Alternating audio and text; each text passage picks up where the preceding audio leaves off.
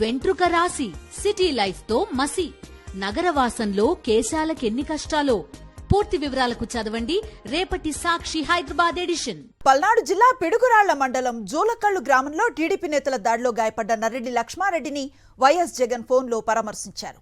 ప్రస్తుతం ఆయన ఆసుపత్రిలో చికిత్స పొందుతున్నారు. లక్ష్మారెడ్డి కుటుంబ సభ్యులకు ఫోన్ చేసిన వైఎస్ జగన్ ఆయన క్షేమ సమాచారం గురించి అడిగి తెలుసుకున్నారు.